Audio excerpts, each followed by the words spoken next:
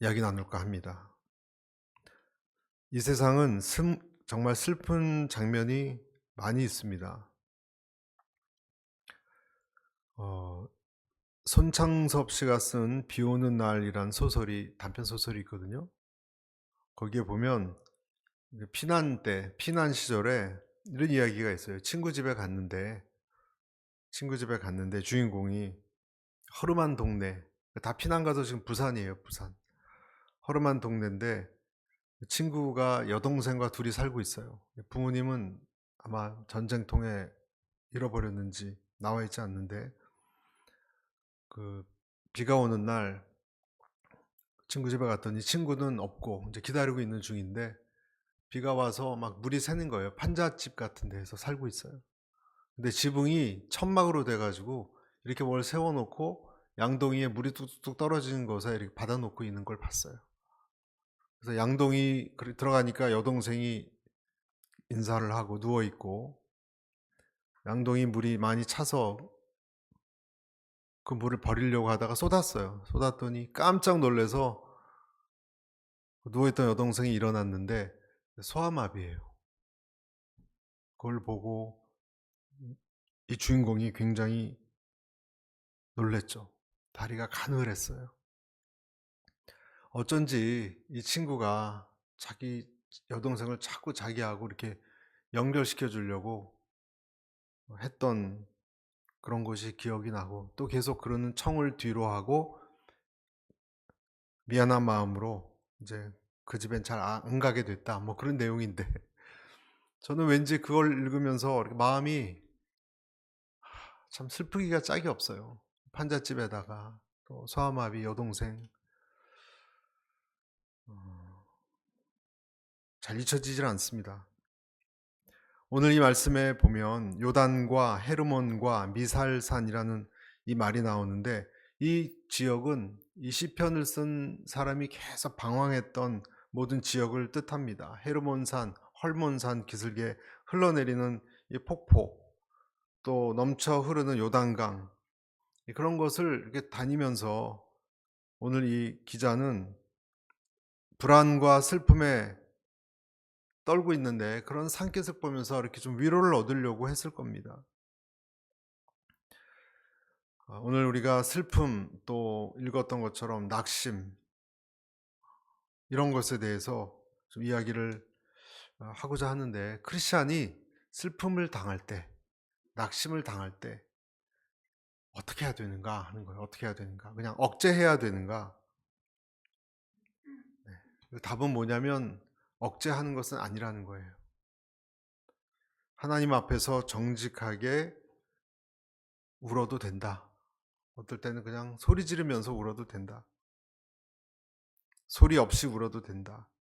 많은 성도들이 오해하기를, 우리가 하나님을 믿고 그러면 항상 기뻐해야 되고, 그렇죠? 내 마음에 그 먹구름이 없어야 되고, 그런 분노나 뭐 슬픈 거나 우울이나 이런 것을 믿음 없는 어떤 현상으로 말하고는 하지만, 여러분 과연 그렇게 억누른다고 그것이 영적인 것이 절대로 아니고 하나님이 기뻐하는 것도 아닙니다.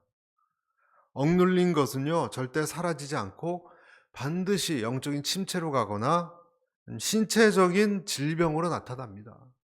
몸의 질병으로 나타나요. 내 내면이 압력솥이라고 한다면, 어떤 사람이 그랬어요. 슬픔, 억울함, 상처, 이런 것들이 가득 차 있는데 믿음이란 이름으로 뚜껑을 꽉 누르면 어디론가 삐져나가거나, 아니면 잘못하면 이것이 약한 고리를 뚫고 분출 확 터질 수도 있다는 거예요. 그래서 이 신앙의 마음은, 신앙의 감정은 이런 불을 끄는 찬물 같은 것이 아니라 안전하게 이 증기를 빼주는 것, 그것이 이 신앙이다 라고 볼 수 있습니다. 위대한 기독교 사상가 C.S. 루이스라고 있는데, 이분이 그 아내를 먼저 떠나보냈습니다. 그래서 헤아려 본 슬픔이란 책에서 보면 이런 얘기를 합니다. 하나님은 어디에 계시는가? 이 사람 기독교를 많이 이렇게 그 사람들에게 설득하고 변호하고 그랬던 사람이거든요. 그런데 막상 본인이 이런 일을 당하니까 처절하게 본인이 겪은 상실에 대해서 울부짖었습니다. 그러면서 이렇게 얘기합니다. 누구도 슬픈 마음이 두려움, 공포와 같다, 이런 말은 해준 적이 없다. 누구도. 슬픈 것이 단순히 우울한 것이 아니라 삶이 무너져 내리는 공포와 비슷하다. 그렇게 얘기했습니다. 사별이나 고통을 겪는 사람들은 이러한 그 슬픈 것도 있고 플러스 불안한 마음이 드는 것이 어쩌면 당연하죠. 계속 이렇게 이야기합니다. 도움이 절실할 때 하나님께 다가가 보라. 당신에게 돌아오는 것은 꽝 하고 면전에서 문이 닫히는 소리, 그리고 안에서 탁 걸어 잠그는 소리, 그리고 정적밖에 안 들린다. 고통 속에 있는데 하나님께 나아갔는데도 하나님이 침묵하는 것처럼 느끼는 것을 이렇게 표현했어요. 고난은 신앙이란 종이 위에 그려진 그림을 시험하는 것이 아니라 이 종이 자체가 얼마나 튼튼한지를 시험하는 거다. 그 내용보다 이게 진짜 내 신앙이 이론인지 아니면 실제 이 종이처럼 그런 억센 어떤 그런 건지를 증명하게 한다는 거예요. 그러면서 이 슬픔은 극복해서 이렇게 없어지는 것이 아니고 그냥 그것을 껴안고 새로운 삶을 살아가는 과정이다 라고 얘기했습니다. 그래서 우리가 오늘 읽었던 이 시편 42편을 보면 이 어려움 속에 믿음이 어떻게 움직이는지 보여주는 교과서와 같은 것인데, 사슴이 시냇물을 찾는 것, 여러분 이것은 사슴이 취미로 그냥 물 한번 마셔볼까 해서 가는 것이 아니라 시냇물을 찾기에 갈급한 같이 이것은요 생존의 문제이죠. 단순히 슬픈 거 차원이 아니라 뭔가 자기가 붙들지 않으면 자기가 의미를, 여기서 어떤 의미를 찾든지 이 슬픔에 대한, 그리고 하나님에 대해서 안 보이니까 잘 하나님을 찾는 이 근본적인 갈증을 겪고 있다. 그걸 보여주는 것이 오늘 우리가 읽은 42편이에요. 먼저 이 슬픔을 겪을 때 우리가 그것이 슬픔은 나에게 다가올 수 있다 인정하는 것이고, 그리고 그 마음을 가지고 하나님께 나아가서 내 영혼아 어찌하여 네 속에서 낙심하며, 이제 그런 내용도 나오거든요. 그렇게 내 자신의 슬픔에 눌려 있는 자기를 잘 보라는 거예요. 객관적으로 바라보면서 이 슬픔의 파도 속에 하나님을 만나고 어떻게든 하나님에게 닻을 내리게 노력하라는 그 내용이 시편 42편에 들어와 있어요.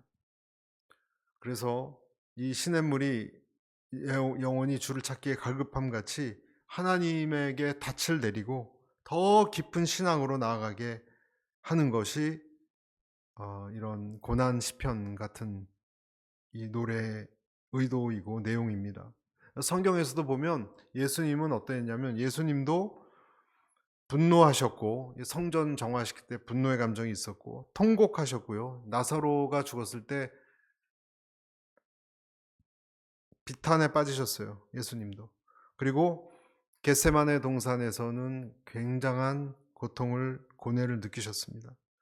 그래서 이런 걸 보면 우리가 이렇게 어렵고 슬프고 하는 것이 죄가 아니고 인간이 인간답다라는 것의 증거입니다. 그런 면에서 믿음이라는 것은 내가 가지고 있는 저 밑바닥 감정까지 하나님에게 다 가져가서 고백하는 것, 가져가는 것, 그것이 영적으로 건강한 그리스도인이다.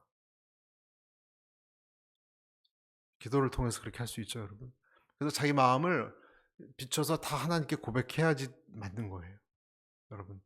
내 감정을 내 기도의 제목만 얘기하고 내 감정 상태에 대해서 이야기를 안 하는 것이 아니라 그것을 하나님께 쏟아내는 것이고, 쏟아내면서 두 가지를 기억해야 된다는 겁니다. 오늘 전 두 가지를 말씀 나누고 싶어요.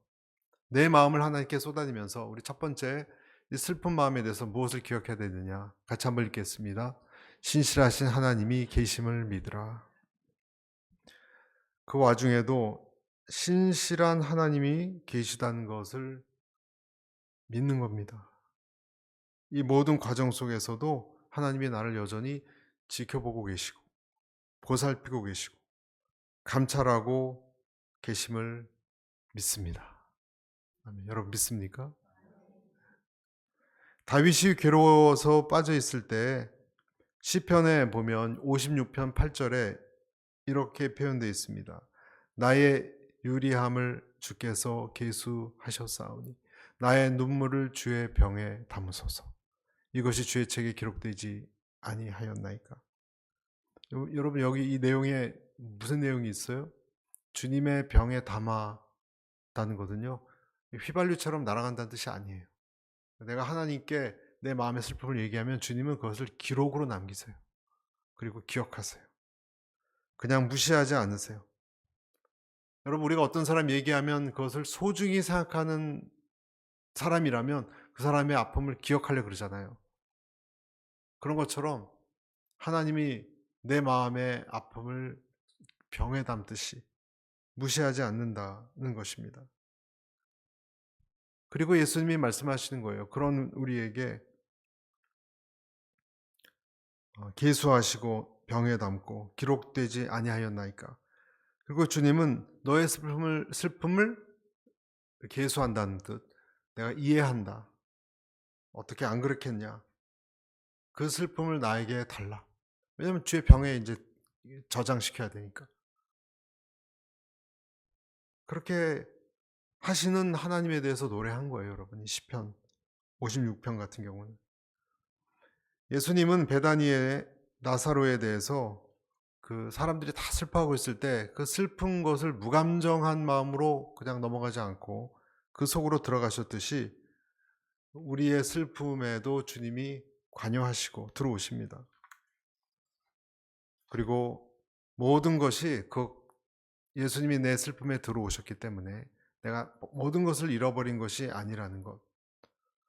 누군가 나와 함께 슬픔을 같이 공감하는 분이 있다는 것을 우리가 알기를 원하시는 거예요. 그래서 시편 46편 10절에도 우리가 가만히 있어 하나님께서 하나님됨을 알라. 이런 말씀이 있거든요. 내가 어려움을 당할 때 너무 그러지 마. 하나님 가만히 있어. 하나님이 하나님됨을 알라. 기다리라는 것입니다. 또 모든 것이 부르심을 받은 사람은 그의 뜻대로 합력해 선을 이룬다는 것. 우리 로마서 8장에 나와 있죠. 28절에. 그것처럼 하나님이 그것을 어떤 시기건 또 연결시켜서 이룰 것도 기대하라는 뜻입니다. 그래서 하나님이 계심을 알라라는 것은 슬플 때 어떤 뜻이냐면 하나님이 우리에게 든든히 서 있는 어떤 언덕 같은 분이라는 것. 그런 분임을 잊지 말라는 거예요. 천지가 무너져도요. 산과 같이 그곳에 늘 계시는 분. 그분이 하나님이에요. 그래서 하나님이 모세를 만났을 때 뭐라 그랬냐면 나는 스스로 있는 자라 그랬거든요, 여러분. 당신을 뭐라고 사람들에게 소개하면 좋겠습니까? 처음으로 하나님이 자기 자신에 대해서 표현하셨어요. 모세 같은 사람한테, 인간에게 자기 자신을 소개한 셀프 인트로덕션이 그 출애굽기 3장에 나와요. 그 떨기나무 앞에서. 그때 하나님이 뭐라 그랬냐면 나는 스스로 있는 자다. I am that I am. 그러니까 하나님은 두 가지입니다. 현재형으로 나는 스스로 있는 자다라는 뜻도 되고요. 그 히브리어는 현재와 미래가 같이 있거든요. 그러니까 나는 미래에 내가 되고 싶은 자이기도 하다. 그러니까 내가 미래에는 원하는 자가 될 수 있다. 그리고 될 것이다. 이렇게도 볼 수 있습니다. 그러니까 현재는 나는 변함없는 하나님이고 초월한 하나님이고, 그리고 미래형으로 해석하면 앞으로 내가 어떤 하나님이 되기도 하기 때문에 역사를 만들어가는 하나님이기도 한 거예요. 그리고 그것을 사건을 통해서 내가 어떤 하나님인지 보여줄 것이다. 그 뜻도 되는 거예요. 그러니까 영원히 is예요. is. was가 아니라. 많은 것, 나도 변하고 세상은 변하는데 하나님은 똑같으시고, 그리고 미래에도 하나님이 원하면 언제나 그 하나님이 될 수 있는 하나님이다. 그것을 모세에게 가르쳐 주신 거예요. 사람들이 있다고 해서 있고 없다고 해서 없는 그런 자가 아니라 창조되지도 않았고 누구에 의해서 만들어지지도 않았고 영원부터 존재하는 지금의 하나님, 미래에도 계시는 하나님, 사람들처럼 변개하지 않고 언제 어디서나 내가 부르면 내가 그곳에 있는 하나님이란 뜻이 바로 이 난 스스로 있는 하나님이라는 뜻입니다. 그래서 하나님이 오늘 시편의 42편에 뒤에 보면 내 영혼아 내가 어찌하여 낙심하며 내 속에서 불안해하는가, 넌 하나님께 소망을 두라. 소망을 두라는 거예요. 왜냐하면 하나님이 높은 바위이기 때문에. 우리가 하나님이 바위들처럼 단단하고 절대로 움직이지 않는, 요동하지 않는 하나님이라는 것을 붙잡아야 요동하지 않습니다. 내 마음이. 여러분, 그 하나님을 내가 바라보는 훈련을 해야 내 마음이 요동하지 않아요. 그러니까 그 하나님을 빼놓으면 상황에 휩싸여서 머리가 아프고 마음이 허전하고 불안하고 그렇게 되는데, 그때 다시 움직이지 않는 그 바위를, 변하지 않는 바위를 내가 바라보면 하나님이 나를 안 돌보고 계시는 것이 아니라 이 상황을 딱 책임지시고 관장하고 계시고 그런 하나님이라는 걸 발견할 거라는 거예요. 그걸 안 해서 그렇지, 그 스스로 있는 하나님에 대한 생각을 떠올리면 떠올릴수록 그것이 나에게 하나님이 계시는구나라는 것을 생각을 갖게 한다는 것입니다. 그래서 시편 22편에도 보면 하나님이 왜 나를 버렸는지, 낮에도 부르고 밤에도 소리치고 그랬지만 왜 응답하지 않는가, 왜 돕지도 않는가. 그럼에도 불구하고 시편 22편에도 보면 하나님이 그러다가 바윗돌이라는 생각에 대해서는 변함이 없었어요. 그러니까 막 우리가 힘들고 그럴 때 요동치다가 다시 하나님이 반석같이 든든한 하나님이다라는 생각으로 돌아오게 돼요, 다시. 그래서 중요한 것은 뭐냐면 그 바윗돌 같은 하나님을 내가 붙잡고 의지하고 있느냐, 그것이 이렇게 탁 한쪽에 내 마음에 그것이 있느냐, 그것이 관건이죠. 이 세상 사람들은요 그런 하나님이 없습니다. 이 세상 사람들은 자기가 전부입니다. 그래서 어딜 가도 자기가 해결해야 되고 자기가 선택해야 되고 결정해야 되고, 결정에 대한 책임도 자기가 져야 되고 감당도 자기가 해야 되기 때문에 진정한 의미에서 여러분 이 세상 사람들에게는 소망이 없어요. 진정한 의미에서 어딜 가도 그 사람들이 말하는 소망은 우연이에요. 우연. 운이고 우연이지 예측이지 진정한 뜻에서 소망은 없는 거예요. 소망이라는 것은요, 하나님이 내 상황을 알고 저 앞에 미리 가셔서 나에게 유익한 것을 가지고 기다리고 있는 게 소망이에요. 그런데 이 세상 사람들은 그 하나님을 모르기 때문에 우연밖에 없어요. 운이 좋으면 그 일이 잘 될 것이고 운이 안 좋으면 안 되는 것이고, 그래서 늘 긴장하고 살아야 되고 좀 극단적일 수밖에 없습니다. 이 세상 사람들은 그 특징이 일본의 스모 스포츠 같아요. 일본 섬 같아요. 한번 떨어져 바다에 빠지면 죽습니다, 여러분. 내가 실패하면 죽습니다. 누가 나를 버리면 죽습니다. 그런데 하나님의 성도에게는요, 하나님이라는 언덕이 있어요. 언덕으로 후퇴했다가 다시 전진하고 그러면 되는 겁니다.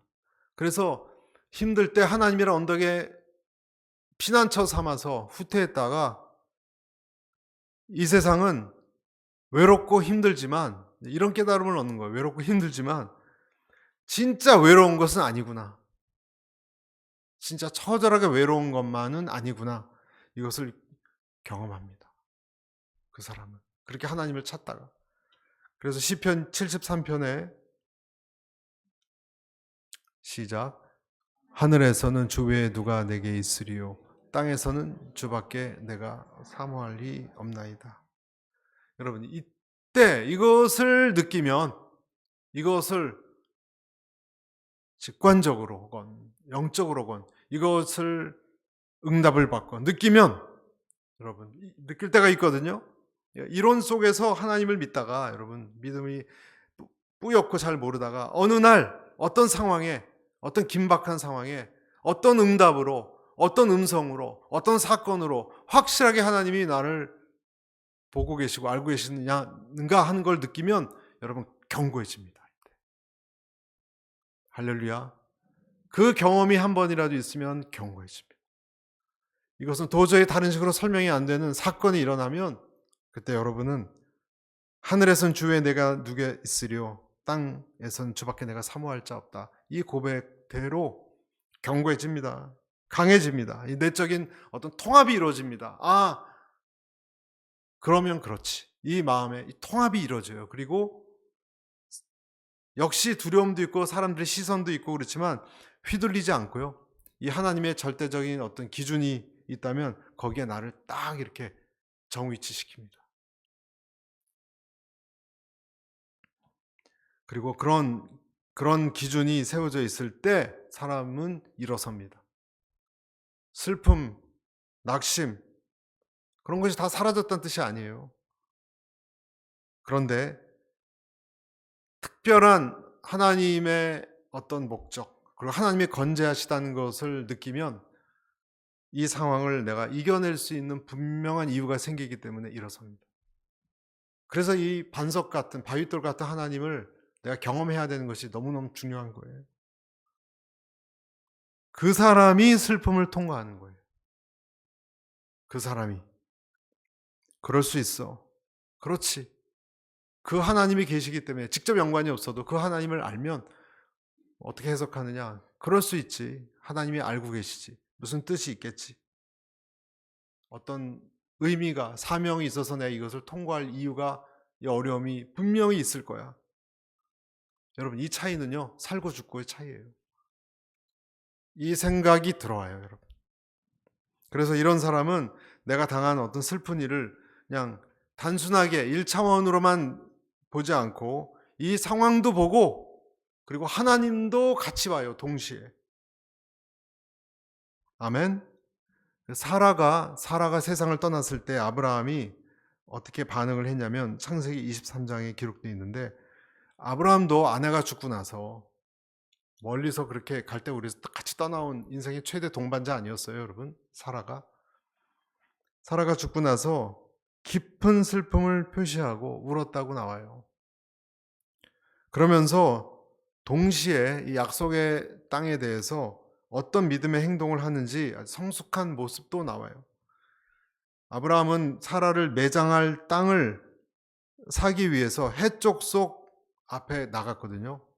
아내를 묻으려고. 그러면서 뭐라고 얘기하냐면 당신들 중에 나그네며 거류하는 자라고 자기를 소개합니다. 창세기 23장에. 그러니까 자기 자신도 이 땅에 영원히 살 사람이 아니라 언젠가 떠날 그냥 트래블러다, 나도. 그렇게 자기를 소개하려 한다는 뜻이에요. 궁극적으로 내가 가야 할 곳이 어딘지를 얘기했어요. 그러니까 아브라함에게는 이런 생각이 있던 거예요. 그리고 정당한 대가인 400세겔을 주고 땅을 정식으로 그냥 공짜로 준다 그랬는데도 싫다 그러고 돈을 확실하게 주고 그 땅을 샀습니다. 막벨라 굴, 그리고 그 주변에 밭을 다 매입을 했어요. 왜 그랬을까요, 여러분? 아브라함은 자기 아내가 죽어서 슬프고 자기도 이 땅을 떠날 나그네지만 이 자기 후손들이 하나님의 약속대로 이 땅을 다 차지할 거라는 약속에 대한 확신이 있었어요. 그러니까 자기 후손의 미래의 땅도 생각한 거예요. 그러니까 산 거예요. 그러니까 이중이죠, 여러분. 이 세상에 대해서 미래를 약속으로 기억하고 하나님 책임질 거라는 우리 후손을, 그래서 땅을 샀고, 그러면서 동시에 자기는 이 땅의 거류자요, 나그네요, 영원한 나라에 갈 것을 아는 사람으로서 그렇게 두 가지를 다 믿고 그 사라의 죽음을 대했다는 거예요. 아브라함이. 여러분, 이 슬픈 마음은 어디서 오냐면 내가 이 세상의 주인이라는 의식 때문에 사실은 와요. 네? 내가 중심이고 주인이라는 생각이 강하면 슬픔이 많이 와요. 그런데 나는 내가 누군지를 알아야 되는 거예요. 내가 이 주인이기 때문에 뭘 뺏기면 안 되고 상실을 당하면 안 되고, 그것이 아니라 내가 이곳에 속해 있지만 난 하나님의 것이고, 그리고 난 이 땅을 떠날 사람이고 약속에 속한 사람이고 하나님의 계획 안에 움직이는 사람이다, 이 생각이 있으면 그렇게 슬픔이 나를 압도하지 못합니다. 아멘. 네. 떠날 땅이니까 여러분 너무 슬픈 게 없는 거예요, 이 세상에. 여기에 내가 영원히 살 거면 그 상실이 아주 큰 피 맺힌 한이 되겠지만, 나도 떠날 거면 저는 어 그런 어디선가 그런 이야기를 들은 것 같아요. 가족이 너무 먼저 떠나서 슬픈데 몇 달 안 돼서 이 두 번째 사람도 떠났어요. 그러니까 그렇게 슬퍼할 게 아니었죠. 그렇죠? 어차피 지금은 두 분 다 같은 곳에 있는 거 아니에요. 이 세상이 다가 아니기 때문에 우리는 여기 속한 사람이 아니라 거류민이라는 의식이 내가 당하는 어떤 어려움을 다른 눈으로 보게 합니다. 그리고 모든 것을 하나님이 주관자라는 것, 하늘에 난 새 한 마리, 들에 튼 백합화 한 송이도 하나님이 움직인다라는 생각, 나는 나그네 된 이곳에서 하나님이, 이곳은 하나님이 운영하신다는 생각이, 그 생각이 있을 때 이 사람이 슬프고 억울하고 힘든 걸 이겨내는 것이지 다른 식으로는 안 없어진다는 거예요. 첫 번째예요, 여러분. 우리가 생각해야 될 것, 하나님이 계심을 믿으시길 바랍니다. 그리고 두 번째는 또 같이 읽을까? 시작. 우리는 위로받는 자이면서 동시에 주인이다. 이것도 우리가 생각해야 됩니다. 누가복음 13장에 어떤 이야기가 나오냐면, 예수님이 모여 있는, 예수님이 사람들하고 얘기하고 있었는데 뭐라 그러시냐면, 죄에 대한 하나님의 심판이 있을 거다, 이런 얘기를 할 때 두어 사람이 막 달려와서 예수님 여기 지금 어떤 일이 일어났는지 아세요? 라고 놀라운 사건에 대해서 예수님한테 그 사람들이 있는 데서 막 얘기를 해요. 두 가지 사건 뉴스가 뭐가 일어났냐? 첫 번째는 뭐냐면 갈릴리 사람들 중에서 몇 사람이, 유대 사람이죠, 로마 군인에 의해서 이 학살을 당했어요. 살해를 당했어요, 여러 명이. 그래서 그 사람들의 피를 하나님께 드리는 제물에 짐승의 피하고 같이 섞여서 드렸다는 거예요. 그럴 수가 있느냐라고 막 지금 갈릴리 사람들의 피를 섞었다고 하는 거예요, 하나님께 드리는 이 제물에. 막 분통을 터지게 하고 있는 거예요. 이 하나님께 드리는 제물이라는 것은 짐승의 제물로 드리는 거, 고기는 제물로 불태우고 피는 속죄 제물로 제단에 부어야 되는데, 이 짐승의 피에 아까 로마 군인한테 학살당한 유대인 피를 섞어서 했다는 거예요. 그래서 그 제물에 피를 섞여진 죽은 갈릴리 사람들, 유대인들은 정말 저주받은 인생들이었다, 이런 얘기를 하는 것입니다. 끔찍한 얘기를 하는 거죠. 또 한 가지 사건을 얘기하는데 이것도 슬픈 사건이에요. 예루살렘 성곽 동남부에 실로암 망대를 세우다가 이 부실공사 때문에 무너져서 18명이 생명을 잃었다는 거예요. 18명이. 세우다가 관리 감독을 누가 했는지 모르지만 그 사망한 사람들이 불쌍하다는 거예요. 그리고 은근히 정죄했어요. 그 사람들이 더 죄가 많았기 때문이라고. 그러면서 자기들은 좀 죄가 좀 없기 때문에 살았다, 이런 얘기 아니겠습니까? 그러니까 예수님이 이 얘기를 듣다가 노를 바라시면서 이렇게 말씀하십니다. 누가복음 13장 2절 3절. 너희는 대답하여 이르시되 너희는 이 갈릴리 사람들이 이같이 해 받음으로 다른 모든 갈릴리 사람보다 죄가 더 있는 줄 아느냐? 너희에게 이르노니 아니라. 너희도 만일 회개하지 아니하면 다 이와 같이 망하리라. 그러니까 이 망대가 무너지고 갈릴리 사람들이 그렇게 피해를 당한 것은 다 하나님의 경고라는 것입니다. 그러니까 무슨 말이냐면 예수님이 그런 사건을 보고 지금 당신들을 향한 하나님의 뜻을 깨달으라는 거예요. 하나님의 음성이 무엇인지 깨달으라는 거예요. 즉, 그 사람들이 무슨 죄가 많아서가 아니라 너희들도 그럴 수 있다. 너희들도 죄인인 것을 알라. 예수님이 그것을 깨우쳐 주시는 거예요. 누구도 이 슬픈 일에서 다 예외가 될 수는 없다. 어떤 일이 일어날지는 모른다. 그러니까 늘 대비하고 주님 앞에 준비하라는 거예요. 그러니까 이 어려운 일을 당한 사람들은 정말 외롭고 고통스러운 상황 속에 있는 사람인 것은 여러분 틀림없어요. 그래서 위로를 받아야 돼요, 여러분. 우리는 그런 사람들, 그렇죠? 위로를 해야 돼요. 너무 어려우니까 가서 정말 신방도 해야 되고 손도 잡아주고 정말 눈물도 닦아주고 그런 이야기를 해야 되지만, 그러나 동시에 내가 이 세상에 정말 이런 걸 당하지 않아야 될 사람이고 중심이라는 생각으로 계속 슬퍼하면 그것은 잘못이라는 거예요. 그것은 잘못이라는 거예요. 나도 역시 죄인이고 언젠가 어려운 일을 당해서 하나님 앞에 가까이 서 있을 때 하나님 앞에 죄인으로 서 있을 사람이라는 것 기억하라는 거예요. 그러니까 내가 감정적으로 어렵지만 내 감정도 중요해요, 여러분. 우리의 감정, 슬픈 감정. 그러나 그 사람이 잊지 말아야 되는 것은 내가 중심은 아니라는 거예요. 내가. 그래서 내가 그러면 뭘 해야 되느냐? 내가 할 바를 정말 사과나무 한 그루를 심어야 하는 사람처럼 슬픔에만 잠겨져 있어서는 안 된다는 거예요. 다시 일어서야 되고 내게 있는 슬픔을 하나님의 뜻이라고 극복해야 되고, 그리고 내가 하나님 앞에 성결하고 다시 헌신하며 살아가야 할 목표가 있는 인생이라는 것, 하나님의 영광을 위해서 그런 인생이라는 거예요. 아멘. 내가 감당할